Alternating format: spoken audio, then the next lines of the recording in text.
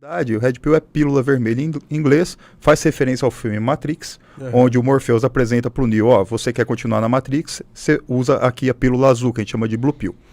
E se você quiser sair da Matrix e ter um contato com a realidade que não é tão bonita quanto você pensa, você vai aqui tomar a Red Pill, a pílula vermelha.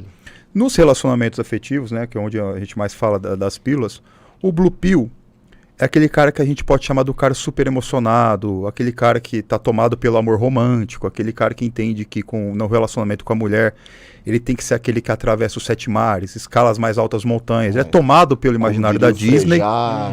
Que vai do céu ao inferno. Exatamente, né? Então o cara tomado por esse imaginário e que muitas vezes ele tem na psique dele, no pensamento dele, no mindset dele, uma espécie de sacralização do feminino. Então a gente foi meio que domado a entender as mulheres como seres muito puros, santificados. Até superiores, né? Exato. E que o homem, que o homem é o grande vilão das relações afetivas. O homem é sempre o ruim, o homem é sempre o que trai, o homem é o que nunca quer nada sério, o homem é sempre aquele que manipula. Não, Ou que é não... bonzinho demais, até isso é defeito. Exatamente. E ali a gente vai entrando em contato então com esse conhecimento e fala, peraí, não é bem assim que a coisa funciona na prática. E depois, no meu perfil lá no Instagram, como eu tenho muitas seguidoras, atendi muita mulher já, falou, caramba, realmente muito do que se fala na Red Pill está aqui na prática vindo delas mesmas, né? A gente pode depois destrinchar esse assunto para não ficar nada mal explicado ou mal interpretado e que leve a interpretações mais sombrias, ruins, né? Que é isso não quer com os caras.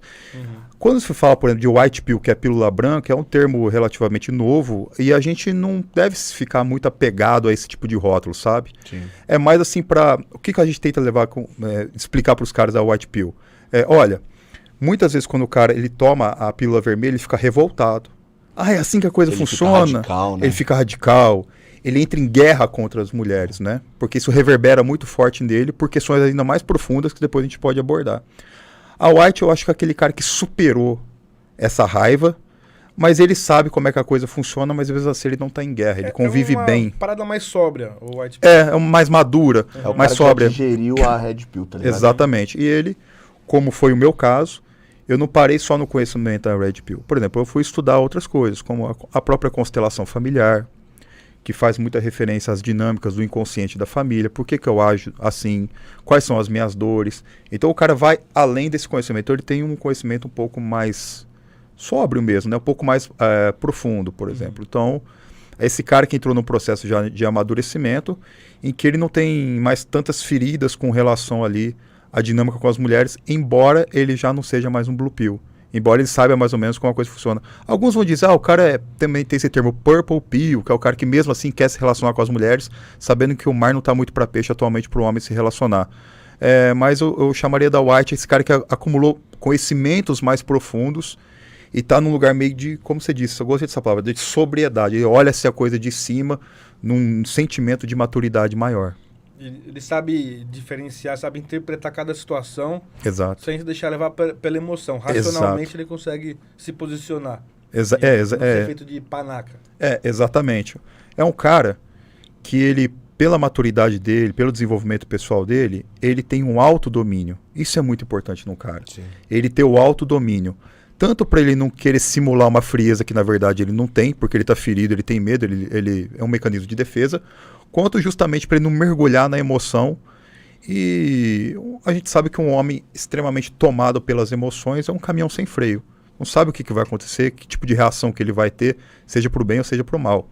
Então, esse homem os caras querem muito dominar a relação, né? Tem um domínio ali, de certa forma, ali, sobre liderar a relação. E, Orlando, ela não... eu não consigo, não sei o que. Fala, cara, primeiro domina-te a ti mesmo. Depois o resto vem como consequência. Sim. Pode crer. E eu fui muito esse cara Blue Pill aí, porque eu achava o quê? O cara que tem atenção, o cara que consegue a mulher, é o cara que trata bem, é o cara que faz o impossível, o cara que prova que ele é capaz de fazer pela mulher coisas inimagináveis. Mas esse cara não. Esse cara, na verdade, assim, ele ganha a admiração da mulher para ser amigo dela. Mas você enjoa essa mulher em meia hora de conversa, você já enjoou a mulher. Exatamente. E aí você afastou a quem você queria ter, você nunca mais vai ter após ter espantado nos primeiros 30 minutos de conversa. Já matou ali você já acabou de se castrar pra aquela mulher.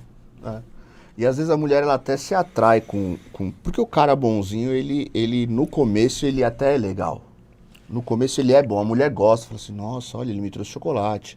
Aí no outro dia, nossa, ele me trouxe flores. Só que chega uma hora que, tipo, isso realmente enjoa. Ela fala assim, mano... Esse cara é isso aí só? Tá ligado? Tipo, mano, cadê o cara? Troca uma lâmpada ali, tá ligado? Tipo, não tem, sabe? Tipo, porque homem e mulher, eles são diferentes em essência. É mais ou menos o que a gente conversou com o Leonel. Hoje em dia, as pessoas estão pegando a essência e deixando de lado pra se mostrar, pra ser... Que nem você falou, pô, às vezes o cara quer até mostrar uma frieza que ele não tem, tá ligado? Isso também é fugir da própria essência, também é errado, entende?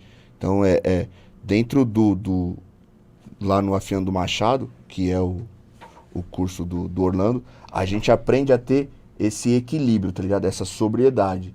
E tipo assim, olha, o mundo é assim, o mundo real é desse jeito, né? Mas a gente não trabalha com rótulo. A gente não vai, tipo, ao pé da letra. Vai de situação para situação, de avaliar. Fala, não, calma aí. Aqui eu tenho que ser mais comedido. Não, aqui eu tenho que ser mais incisivo. É um dos módulos que é a comunicação assertiva. Mano, é muito louco. E o primeiro passo pro cara começar a se posicionar melhor, qual que é? Pra ele começar a se conhecer, qual que é esse primeiro passo, cara? Quando a gente trabalha com desenvolvimento pessoal masculino, Isso. E o cara vai acessar aquilo que a gente chama da força de energia Yang, o primeiro passo, o Rick sabe, que eu trabalho, e pra mim não tem como fugir muito dele, é a figura do pai. Aquilo que a gente chama de ancestralidade. O cara ele vai precisar se conectar com essa força, ainda que ele não tenha convivido, ainda que o pai não tenha sido, infelizmente, exemplo de nada, mas ele se conecta a algo maior, que é o próprio fluxo da vida. Aqui eu estou tratando praticamente da sistêmica, da constelação familiar. Uhum. Então esse cara ele precisa, no primeiro momento, olhar para isso e geralmente ali é a pedra fundamental. É onde o cara trava. Fala, cara, mas eu odeio meu pai. Eu não suporto ouvir falar do meu pai. A minha mãe é mãe e pai. Você tem. Ele só não foi do jeito que você esperava. Então, na nossa psique, na nossa alma, a gente carrega todos os homens que nos antecedeu. Desde aquele de 6, 7 gerações para trás, todos. O alcoólatra, o herói de guerra, o que protegeu mulher, o que bateu em mulher, o que foi preso, o que cometeu promoveu um ato de generosidade. Todos esses homens habitam em nós, que nos antecederam e que foram fazendo com que a vida chegasse até nós. E isso tem muita força. O que cabe a nós, agora com esse conhecimento, é nos curvarmos diante dessa força, como pequenos diante da vida, que é um movimento que exige muita humildade, e deixar com esses homens, com meu pai, com meu avô, com meu bisavô, falou: senhores, eu agradeço demais a vida que chegou até a mim, mas eu preciso deixar com vocês aquilo que pode não ser bom na minha vida.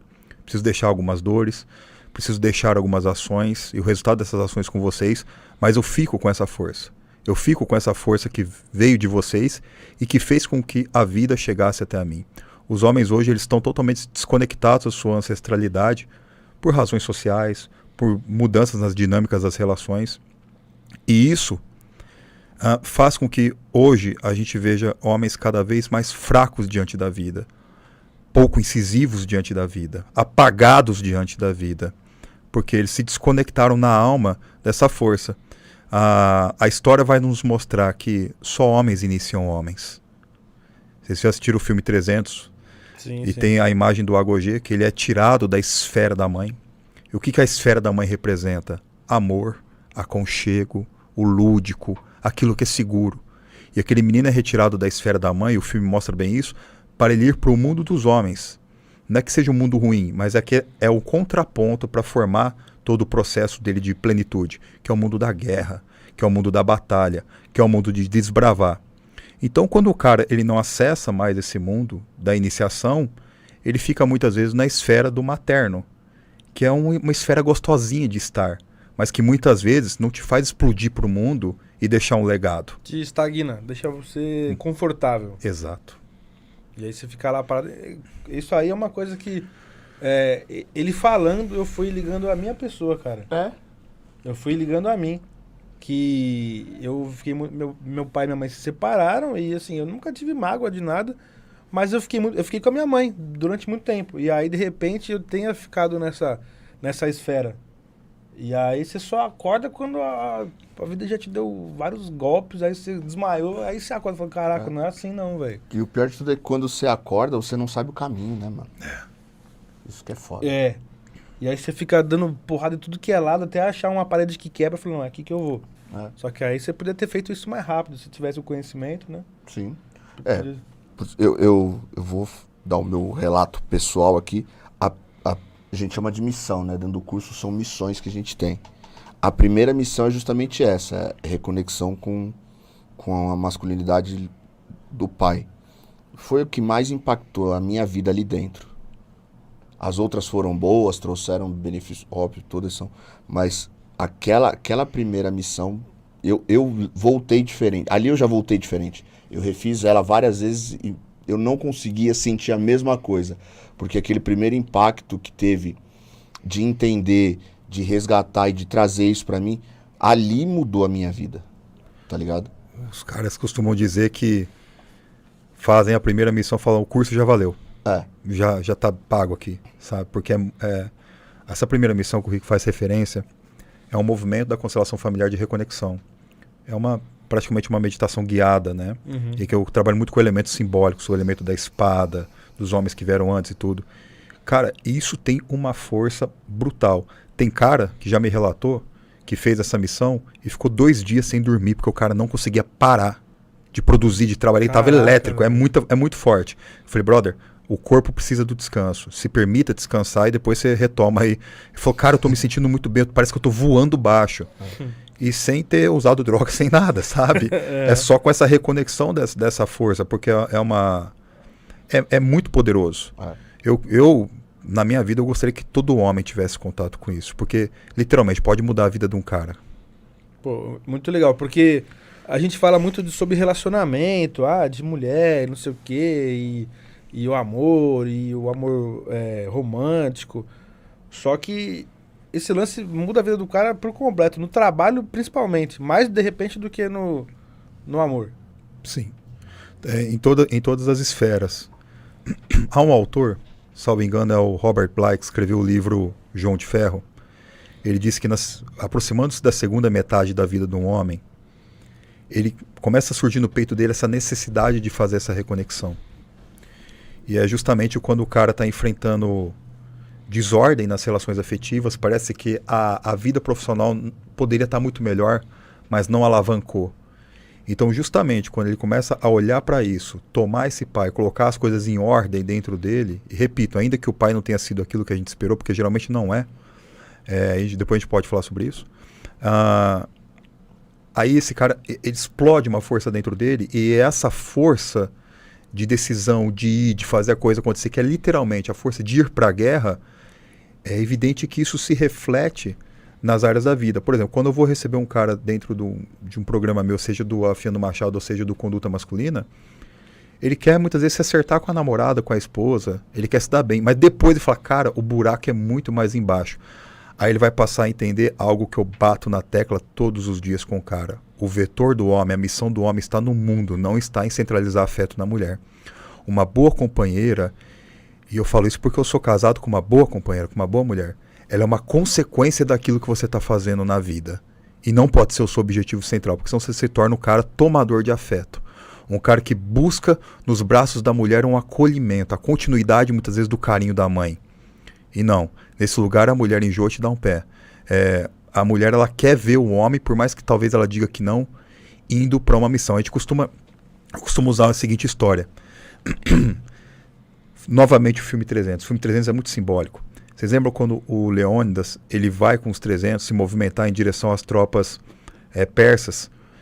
E a mulher dele e o filho vão se despedir. E ela fala pra ele, espartano, volte com o seu escudo na mão ou volte sobre ele. É aquilo que a mulher quer ver. O homem indo pra missão. Por mais que o coração dela fique apertado dele, ele realmente não volta. Né? Ele morre. Mas ela quer. Porque se esse cara se nega diante da missão dele, ele se nega diante da vida, se nega diante do propósito pra ficar na barra da saia dela, por mais que no primeiro momento ela fala, ele ficou comigo, que bom. Dá 2 meses ela já enjoou. A mulher gosta, isso é arcaico, a mulher gosta de sentir que o homem dela foi à guerra e está voltando para ela depois. Isso dá tesão na mulher, sacou? E muitos caras acham que centralizar o afeto sendo o bom menino, o nice guy, que é uma obra fantástica também, inclusive, No More Mr. Nice Guy, ele vai ter o amor e o afeto daquela mulher. Não, geralmente ele encontra sofrimento.